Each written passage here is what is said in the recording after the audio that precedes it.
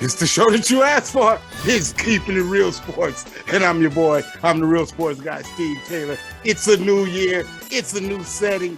Man, Andy Sandman Sanzada, Happy New Year, brother. Happy New Year, brother. Happy New Year to all our viewers out there as well. Hope everybody had a safe and enjoyable holiday season. But, you know, we got a good one to start us off here in 2022. We got a lot of stories to get to, so let's get right into it. Get into the quick hitters, man. You kick us off with the quick hitters. All right. Well, to me, the story of the week is Novak Djokovic and what's going on in Australia. You mean Novak Djokovic? Hey, I like that. I had a feeling you'd throw that in there at some point. But, you know, listen, from what I understand and what I saw today, he has not been deported despite what reports are saying. He's in limbo until at least Monday as they try to get this whole thing figured out. But I think if he doesn't play, Steve, I think their ratings go down. So we'll have to wait and see what happens. Yeah. Novak Djokovic. Hey, look here. It's three sides to a story. It's his side, it's her side, and the truth, what really happened. Okay, we heard about AB and the blowout with Antonio Brown. We heard about the response from Bruce Arians. Now we're starting to get the truth.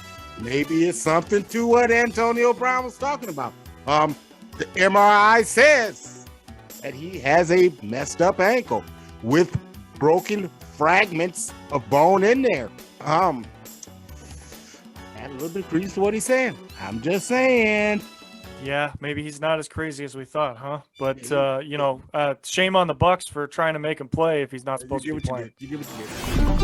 All right, the next one for me, Baker Mayfield done for the season, surgery. Steve, this is 5 weeks too late. I'm sorry. Right. The Browns had a chance. The division was there for the taking. They had a chance. If they would have just sat him down, made him get surgery, and put Case Keenum in there, you know why they would have made the playoffs? Because they would have run the ball more, and I'll get to that in my sound-off later. And then Baker goes off on Kevin Stefanski, too. It's like a little drop, you know. Baker bomb dropped there. It's like, I'll get into plenty of that. Yeah. I'll get into that later. Hey, look, Kyrie Irving comes back, Nets 22 points, man, in his return to the Nets. Man, I mean, did the Nets really need this dude? I mean, do they really need him? I mean, he looked good, last night. And it sounds like he might even go ahead and roll the sleeve up. Well, we'll wait and see. But, everybody had picked them to come out of the East, including myself. And if they can figure all that stuff out, they're going to be dangerous, no question. Yeah. Well, so there you go. And so, Andy, let's get right into the hurry up. And when we get into the hurry up, we're going to talk about nothing more than the New Year's Six bowl games, the bowl recap, and give me your response as we'll get into all six, but give me your first thoughts on what transpired. Well, what transpired is what you and I had predicted before we put our year-end show together for everybody, and that was an SEC rematch. I mean, both teams were overmatched, in my opinion. Cincinnati was overmatched against Alabama. Michigan, as much as everybody tried to play up that game, you and I both knew that they couldn't hit hard enough to handle Georgia, okay? So that, to me, was an obvious. I didn't even watch either game because I knew what was going to happen. But to me, call me a homer, call me what you want. The game of the bowl season so far was the Rose Bowl, and how spectacular of a comeback that was for Ohio State. And they did it defensively. As great as their offense was, all the records they set up and everything, Steve, they did it defensively. Ohio State comes back down 14. They beat Utah. They set all kinds of records. You can't help but highlight that game, although the game above it, Oklahoma State, Notre Dame, was pretty entertaining as well. Yeah. And the thing for me that stood out at that game was how Oklahoma State missed its defensive coordinator, Jim Knowles, early on. Did you notice that? Yeah. I believe the seniors of that team kind of rallied around, and you saw them start to play Oklahoma State football. To me, Marcus Freeman got his team to play well. They got him up to play. But, man, it's 4 quarters to this thing, man. You just can't go and rah-rah for a quarter or two, man, and think this thing is going to be over with. These teams are throwing punches for 4 quarters, Andy. And I want to say something to the Notre Dame fans out there. Please be patient with Marcus Freeman, because you start the bowl game, he doesn't have 4 or 5 guys because they sit out for the draft. Guess who you start with next year? You got to go to Columbus. You got to go to the shoe. Good luck with that, okay? So give the man some time. Don't just jump on him right away. He's going to be a great coach. He's going to bring you success. He might even bring you a national championship. Yeah, I said it. It's just not going to be next year because you got to face Ohio State to start the year. But back to the bowl games. The bowl season as a whole, Steve, has been really entertaining. But because we call this the hurry up, we only have time for these 6 games, and we thought these were the ones we should highlight. Absolutely. Going to the Michigan State game, you saw classic Mel Tucker football. He's out his running back who opts out for the NFL, no problem. Defense shows up. They really played well. They played Big Ten football. Pittsburgh tried to play Big Ten football. Not quite there yet.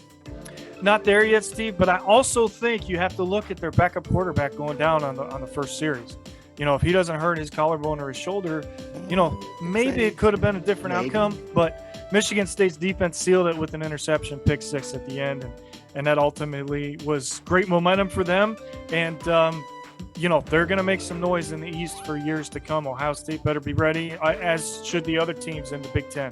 I think Mel Tucker's the right guy for that program. And because of his ability to recruit, I think that they're going to be in great shape moving forward. Yeah. And moving forward, looking at the Goodyear Cotton Bowl where Alabama took on Cincinnati, this is why they don't let Group of 5 schools into the college playoffs. You get what you get. And that is going to bode not well for expansion of the playoffs, because Alabama didn't play its best game, yet it smothered Cincinnati. I think expansion could still happen because you had so many teams that were right there, like Notre Dame and Ohio State, Baylor, Ole Miss, as we'll see, Oklahoma State. So expansion may happen. It just may not be as many now, Steve. But the talent, the talent alone speaks for itself, right? That, Cincinnati had an unbelievable season. Luke Fickell deserved to be National Coach of the Year. No question about it. But you just can't match the size and speed of a Power 5 school when you're not a Power 5 school. That's the bottom line, and that's why what happened. Yeah. And then you look at the Capital One Orange Bowl where you saw Georgia and Michigan. And to me, here's a classic thing with Michigan. It's one thing to get up for a rivalry. It's another thing to play on a national level. And that's what I meant when I said there's levels to this. This is what I meant. Ham, man, I know you're a big Michigan fan and you're disappointed. This thing well could unravel because your coach could well go to the Chicago Bears. That is the hot topic, Andy, where Harbaugh could get out. And what better time for him to get out? You've beaten Ohio State. You're on top. You've gotten your team to the playoffs. What better time to get the hell out than right now? Well, I also saw a report that he might be considering Las Vegas as well because of his close friendship with Mark Davis. And if that happens, he's going to want to keep Derek Carr because he's going to want to work with Carr. Feels like he's a really good quarterback and he could potentially help them win a Super Bowl.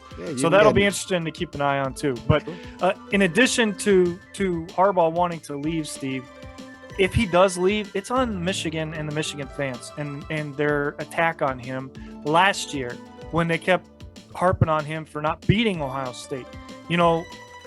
Yes, they beat us this year, but you're not going to have an Aiden Hutchinson every year. So just keep that in mind. Yeah, he just opted out to go to the NFL. And speaking of thus mentioned Ohio State, the comeback, and you can say what you want to say. I told you this, and I'm going to tell it to our people. I don't care what you say about senior stepping up to Mario McCall. I don't give a damn what he said in the locker room. I'm telling you people what happened. The new defensive coordinator went and said, if you want to win this game defensively, we got to do this, this, and this. And that is what happened. And that's why the Buckeyes shut them down in the second half, and the train got out the station. And we all saw it. And I'm telling you, they served notice to America that, hey, look, they may be down, but they are not out. They will be back. And they just got an amazing transfer from Oklahoma State, too, to help their secondary because he loves playing for Jim Knowles. You think? I mean, and Knowles just got named the defensive coordinator of the year. I'm trying to tell you, that was a knockdown hire. Oh, for sure. Without question. Slam dunk. You know, I mean, I know the season just ended, but you know how much of a diehard Ohio State fan I am, Steve. I can't wait.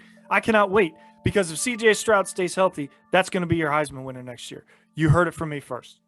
Jackson, Smith, and Jigba may have a little bit of something to say about that because they are. That's what I'm telling you. Either way, I'm good with that. I'm good with that. And then to wrap up the New Year's 6 games, Baylor just smothered Ole Miss. I mean, they really never let Lane Kiffin's offense get on track at all. You know, when they knocked out the quarterback and they really, really just smothered them from that point on. A typical Baylor defense to score a pick six for a touchdown. Typical Baylor performance. Well, you know, to our fans that are watching the show for the first time, you know, we used to drag on and on and on, and this thing almost went an hour. We're going to change that this year because we know you got things to do. And that's it. That's to hurry up. That's right. But real quick, Steve, you know, I wish we had more time because I would love to get into the debate of guys that sat out for draft reasons and then what happened to Matt Corral, you know, and that whole thing. But we don't have enough time for that. Yeah. But that to me is a very interesting topic. That I think you listen to both sides and both sides are right. So that's how there I feel it is. about that. That's the hurry up, Andy. All right. And that brings us to this week's College Hoop Top 10. And it's brought to you by the BDI. Yes, the Ball Dome Index. That's exactly what it is. Yes, sir. When I see what I see, this is what I see. Number 10, the Buckeyes of Ohio State. Now, mind you, I had a little persuasion from the lawyer that is sitting in front of you, known as Andy Sanzada, and he talked me into putting the Buckeyes at number 10, despite the sluggishness of the last performance. Branham is an absolute monster. He comes out, he drops 32. I mean, he was the star of the show, period, in the story. And that's why I feel they're a top 10 team, Steve, even though the polls don't have them there. They have depth, and that's something that a lot of people weren't sure of with this Ohio State team. And again, I'll say it all season, Chris Holtmann, to me, is one of the best colleges in college basketball. Definitely. Yep. So Buckeyes, they come in a top 10 team. They come in at number 10. Number 9, we're going to go out to the Pac-12 and USC, and we're talking about the basketball variety. Undefeated. What more can you say about these guys, man? And they're doing it without Evan Mobley because, as you know, he got drafted by the Cavaliers. Yeah, but his twin brother seems to be doing just fine. yeah, absolutely. I mean, this is a team that you have to watch out for come tournament time, I think, for sure. Yeah. And they come in at number 9. Number 8, staying out west, would be Arizona, and we've talked about them a lot. They lead the nation in scoring. Andy, well coached. Yeah, extremely well coached. They can score. The question for me going into the tournament as we move through the season is, will their defense improve? Because I think they have to become better defensively if they want to win a national championship. Yeah, great point. So the Arizona, they come in at number 7. It's number 8, excuse me, number 7, Sparty. And I tell you, this is a typical Michigan State type team. I mean, Izzo is a genius. And they don't have one guy, Steve. That's what makes Tom Izzo such a great coach and a Hall of Fame coach, obviously. And the reason he's won national championships and the reason he keeps getting people to come and play at Michigan State. And they're a fun team to watch. You know why? Because they play old school basketball, and I like old school basketball. They play the inside outside or the outside inside. They don't just sit there and launch threes all day. And I respect coaches that continue to coach that way. Yeah. So Izzo at Michigan State Spartans, they come in at number 7. Number 6 is Purdue. They just lost another one, man. You know, they are very talented, but they're showing you, the Big Ten is showing you, man, anybody's beatable. Yeah, of course. But, you know, I wouldn't be too concerned about Purdue. I still think they're going to be there when it's all said. Oh, absolutely. That's why we have them number 6. Number 5 is UCLA. The Bruins. Johnny Juzang is just running along. Yeah, I mean, one of the 5 best players in America, in my opinion, and I think that that UCLA-USC rivalry just got a little more intense this year, didn't it? Yes, it did. Can't wait to see that. So we're looking at UCLA. They come in at number 5. At number 4 is the Kansas Jayhawks. And I tell you, they get to transfer Remy Martin.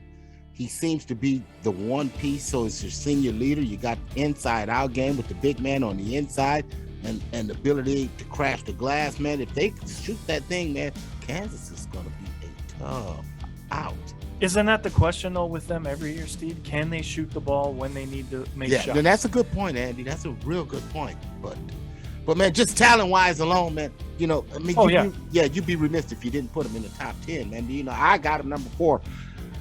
Number 3, Gonzaga. And man, I've been huge on this team right now. They would definitely be one of the 1 seeds if the tournament would start now. They would definitely be one of the top seeds. I would have Baylor, one of the top seeds. Duke would be one of the top seeds, and as well as the team we just got finished talking about, Kansas. Just the eyeball test, man. Pretty much don't lie. Yeah, exactly. They pass it. That's what I'm getting at. And right now, realistically, you could see a rematch in the national championship the way both those teams are playing. Yeah, absolutely. Long way to go, though. Long way to go. Yeah, it is a long way to go. So number 3 is Gonzaga. Number 2 is the Duke Blue Devils, and they just keep getting better. The beat goes on, and it's the push for Coach K's championship. Yeah, I mean, I think that all his players would love to see him go out on top. His outstanding phenom, Banchero, is going to do his best to make that happen. As long as they stay healthy, again, they'll be in the top 3, not the top 5, top 3 all year long. And number 1 is the Baylor Bears. And man, people, if you haven't seen this team, they're very fun to watch, man. They are very scrappy. They get after it. And you talk about a team that hits the glass and numbers and D you up. Yeah, I mean, they're the best defensive team in the country, not just because they're undefeated, but if you look at the statistics, they speak for themselves. In addition to that, Steve, this team's really dangerous in transition, and that's why they've been so successful with their offensive rebounding. I mean, their defensive rebounding, because it's leading to easy transition buckets on the other end. And when they've got all the cylinders clicking, to me, they are the best team in America, and I don't see anybody else that can beat them when they're on their A game. Yep. There you go. There's the College Hoops Top 10 brought to you by the BDI. That brings us to our NFL Pick'em. And Andy, can you please remind the people what's been going on in Pick 6? All right. Well, it's been a couple weeks because of the holidays, but prior to that, we both tied the last week. We did make picks. We went 4-2 each. So you still have a 10-game lead on me, so you have won. There's no way for me to catch you. There's not enough games left. You are 54-25, and I am 44-35.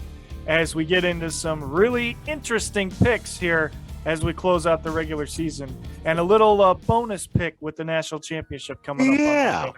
Yeah, and speaking of that, let's start with that. Okay. National championship game. The Alabama Crimson Tide, the Georgia Bulldogs, are a 3-point favorite.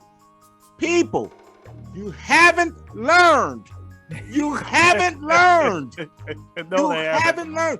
Every time you make Alabama an underdog, you know what happens. So, Andy, this time, I'm going to kick this off. Okay, go right ahead. Go ahead. Okay. On the national championship game, who you got? Alabama. Death, taxes, and Alabama football. Alabama. Yeah, I'm right there with you, Steve. I mean, how could they possibly make them an underdog? After they already beat Georgia 3 weeks ago. No. Blows my Drop mind. the house on them. Yeah, they did. Same scores last year, 41-24 in the SEC championship. Look, I'm with you. It's Alabama all the way because until you can prove to me that you can beat this team, I'm not picking you. And I trust Bryce Young a lot more than I trust Stetson Bennett when the time comes to win the game.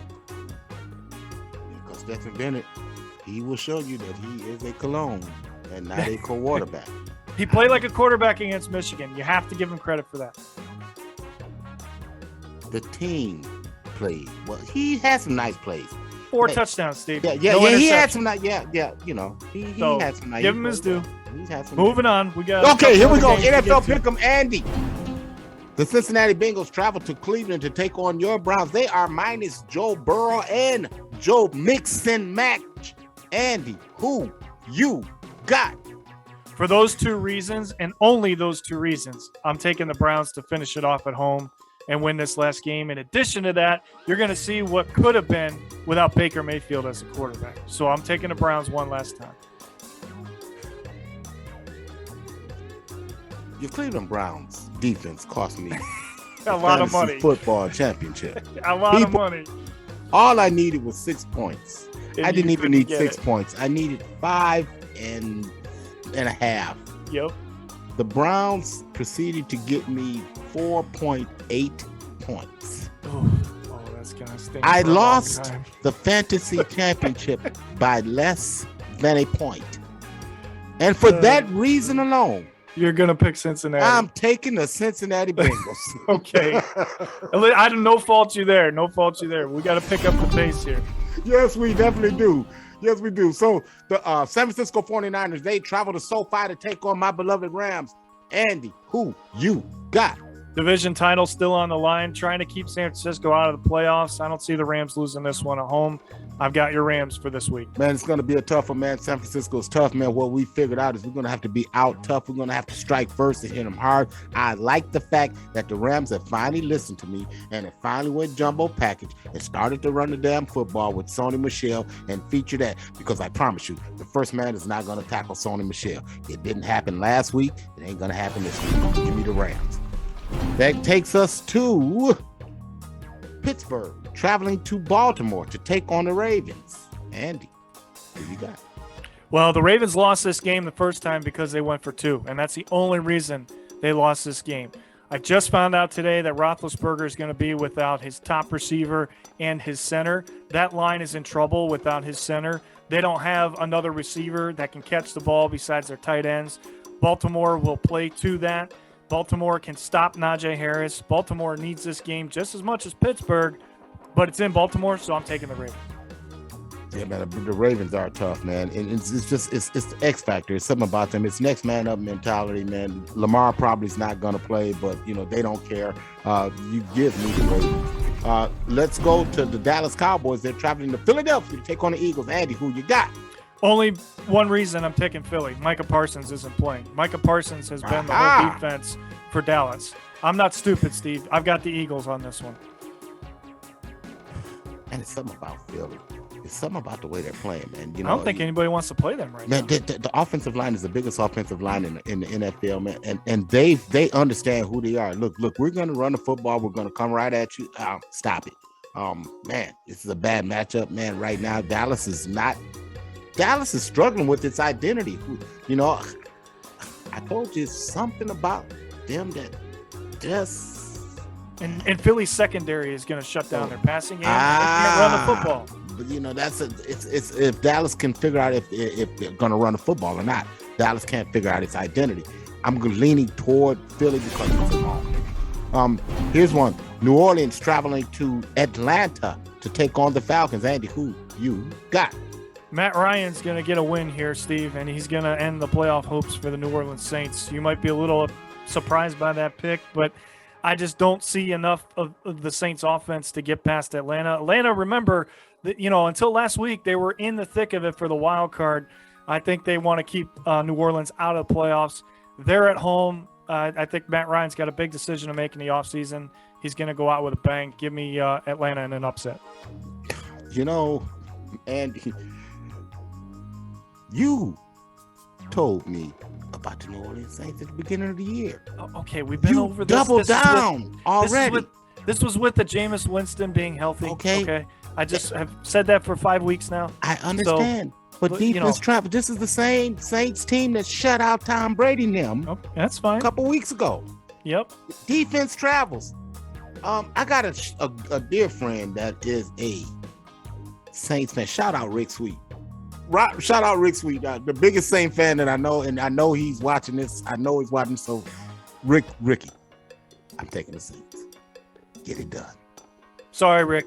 I bailed on him once Jameis went down. I had no choice. They have Alvin Kamara, and he is the X factor. And that brings us to our final game. The LA Chargers traveling to Vegas to take on the Raiders. Andy, this could be for a playoff spot. It could be. It is for a playoff spot. Let's put it that way. Look, Derek Carr is a great quarterback. Josh Jacobs is a great running back. But they just had another off-the-field incident this week with one of their cornerbacks. Nate Hobbs. And I think that's a big hit. And I think that's one too many strikes for that organization. So I'm going to take the Chargers to get in on the last day of the season. Andy, what do the Raiders do well? I don't have an answer for that. They run the football. Okay. They run the football. And what don't the Chargers do well? Stop the run. There you go. Yeah. This is a bad matchup, man, at this time of year, man, for the Chargers. They could cough up a playoff spot on this one. I believe they're gonna. I like the Raiders. Give me the Vegas Raiders. Okay. So there you go. Might be the first time you picked the Raiders all season.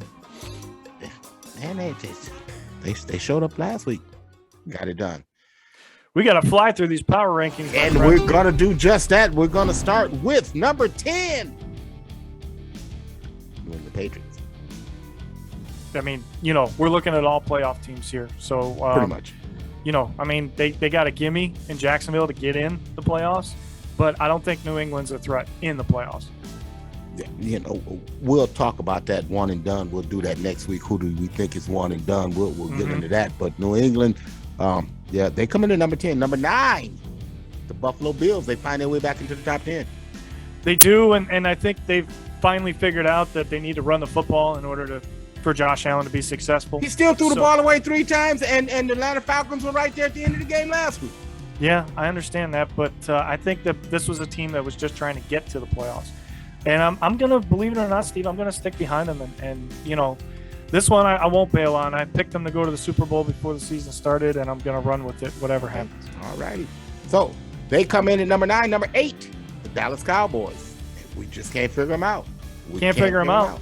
But if for some reason they could figure it out, this is a dangerous team come playoff time. But it might be too little too late. See, there you go, man. Everybody is not the Washington Redskins, man, in the playoffs. I'm just saying. Mm-hmm. Number 7, the Arizona Cardinals. Y'all forgot about them, huh? Yeah, Kyler Murray played great last week. He loves playing in Chandler that stadium. Jones. He had an outstanding game as well. Isaiah Simmons. Yep. So Buda Baker. If they get James Conner back, Steve, that's going to be a big boost to their offense. I think Arizona would relish a rematch with Dallas in the first round. They screaming for it. Arizona, they come in at number 7. Number 6, the Cincinnati Bengals. And, man, Joe Burrow. Hey, we almost have to say Joe Burrow now. Yeah, pretty much. I mean, he's playing the best football of anybody in the last 3 weeks. Look at those numbers. I mean, almost 1,000 yards. I'm telling you. I mean, that's almost an NFL record. So, Mixon's out because of COVID. Burrow's sitting out because Cincinnati's smart. But this is a team that, if they hit on all cylinders, they might get past the first round. Who knows? They well could. Number 5, Tennessee. And that man is coming back. Put him on the practice. There goes that man. Put him on the practice field this week so they can make him eligible for the playoffs. Bud Dupree situation could be a little bit of an issue, but I think Tennessee will beat Houston and get home field this week, and that's going to be huge for them and their crowd. Yeah, it definitely will be if they can get the number 1 seed. It's going to be tough going through there. They're number 5 this week. Number 4 is Tom Brady and them. And, man, I've never seen anything like that. Man, reports are telling me that Antonio Brown actually did confront Tom Brady about targets, the number of targets. And my sources also said before the blow up that if he's not getting targets, he's not playing. Yep. And that is what brought BA, Bruce Arians, into the fray, where he walked over to him and said, look, you know, you're not playing? No, well, he said, then get the F out of here then. And so that's kind of what happened. So everybody kind of told the parts and, you know, but man, that thing in Tampa Bay, it's bad timing. I'll tell you that much. Yeah. I think a lot of people are a little sweating a little bit if they pick Tampa Bay to go back to the Super Bowl. Well, but they are still in the top 5. They're number 4 and number 3. The Los Angeles Rams. And Andy, people should pay attention to the way that this team is winning. Okay, they're winning despite Matthew Stafford playing up to his capability. And I was one of the guys that was on one of the rampages this week, and guys is like, look, man, you got to give him credit. He went 14 for 14 in the second half and threw the game-winning touchdown. And I'm saying, why in the hell am I going to give him a pass for digging us out of a hole that he put us in the first damn place? Yeah, I agree with that. But the reason that the Rams are still a threat to the Super Bowl is their defense, Steve. And that's what I'm trying to tell you. You know, Aaron Donald is a monster. And great players make the great plays when they're needed. And oh, by the way, have you noticed Von Miller? Yeah, he's starting to figure out the scheme and understand the play calling. Yes. Came up with a huge sack against Baltimore to seal that victory. Two of them. Yeah, he's starting to come around. Yeah, Rams, they come in at number 3. Number 2, the Kansas City Chiefs, and that man, number 15. And as long as they got number 15, and I don't care what happened in Cincinnati, the hiccup that happened in Cincinnati, I don't care because they was putting it on Cincinnati when they eased up. Eased up. You have to give Cincinnati credit. Yeah, you do. For how smart they played the last 3 minutes of that fourth quarter. They wouldn't allow Mahomes to touch the football again, and that's why they were able to win it without going into overtime. But, you know, with Kansas, I mean, Steve, they won 8 in a row. You know, give them a pass. They're still one of the threats in the AFC. There's no question about it. Yeah. So there you go. And number 1. Green Bay Packers, man with 2 A's in his name. My Super Bowl pick. Looking good with home field now, too. Interesting that he wants to play in Detroit this weekend. You know, we don't have a lot of time. I know we're running out of time, but I don't know how I feel about that. Part of me would say let him play the first half and then sit him, but then the other part of me says you have absolutely nothing to fall back on. You can't take that chance. Yeah. I would sit him, but Lambeau in January. That's all I'm going to say about them. That's all I'm going to say to the Rams of Los Angeles. If somebody don't knock them off, you put yourself in that situation, so you deal with it. Get on that plane and deal with that in Lambeau. You know. So there we go. That's it, man. NFL Power Rankings in the book, and that brings us to our most famous so far segment. It's called Sound Off. And Andy, I'm going to give the floor all to you because I cannot wait for Andy Sanzata to sound it off. Sound off, my brother. Listen, I've grown up a Browns fan my whole life. Okay. What happened last year was like winning a Super Bowl. You know, it felt like we had all the momentum coming into this season. And then Kevin Stefanski decides that he wants to be the Kevin Stefanski that he was in Minnesota, not the Kevin Stefanski he was when he won a division last year. And Steve, I just don't understand it. I really don't. You have one of, if not the best running backs in the entire NFL. Hell, you have 2 of them when they're healthy. How are you not running the football 60 to 70% of your play calling throughout this season? Especially when your quarterback is injured. Okay? Number one, that asshole shouldn't have been on the field for the last 6 weeks. because he can't throw a football because he can't balance his left shoulder. All right. Number two, his decision-making has gone downhill. And you continue to try to allow him to work out of it when the season was on the line. Not the time to do that, okay? It's called the offseason. It's called practice, not during the games. Stop giving him the ball and giving him a chance to win the game when he can't do it. He cannot do it. The Browns have a big decision to make, and I hope to God that Andrew Berry makes the right one. And you better pick Stefanski over Baker Mayfield and ship his ass out of here. And Kevin Stefanski, when you have a new quarterback, you better hand that ball off more than I've ever seen next season. Because if they can re-sign Jadeveon Clowney and bring that defense back and somehow avoid some of these COVID issues and strengthen that secondary, then and only then will I say that they could win the division next year. Ooh, strong words. Great sound off as always. Well, me, it's my frustration I'm going to sound off on. And what I'm frustrated about is the targeting calls, in particular in the college football game. And some of these are nonsense. And the thing about it, for me, is you are taking and you're compromising, in some instances, kids' careers. And that's not fair. That's not fair. You know, some of these calls are just idiotic. You don't understand it. You know, put a skirt on a guy, man. I mean, if that's the case, put a skirt on him. But what we're going to have to really do is reconstruct how we look at these targeting plays. I mean, look at this. This man makes a perfectly good football play. That's in the day. He hit him with the shoulder. That's a perfect tackle. This is what the man is called targeting. They call it targeting. Look at that. He leads with the shoulder. Because he lowered the helmet. That's why they're going to he hit him with the shoulder. Stop this madness, man. I know. Stevie Wonder could see that he lowered the shoulder and he hit the man. But he got kicked out of that game unnecessarily. We have to have some kind of resource against this kind of nonsense and this kind of nonsense. Watch this one. The quarterback is rolling out. This kid is coming up and he makes a great play. They throw a flag on him. They call it for targeting. They are ruining the game of football in college, collegiate level. This happened to be early in the game, in the second half, second quarter. So he was just out that game. But what if it happens in the second half? It happened in the Alabama game. The kid got targeted.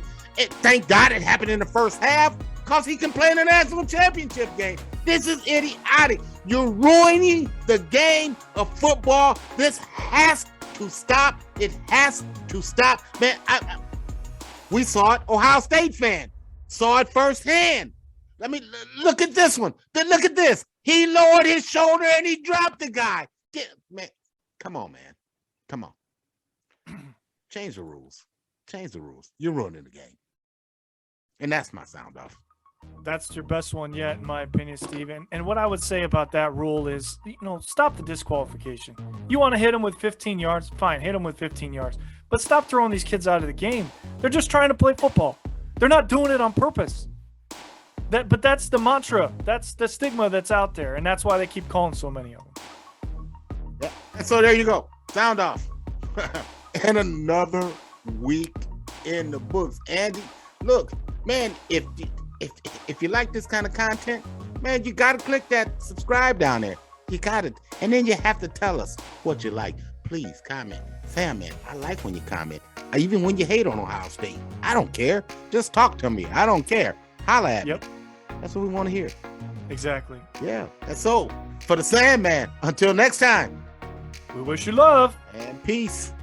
Deuces. We'll see you.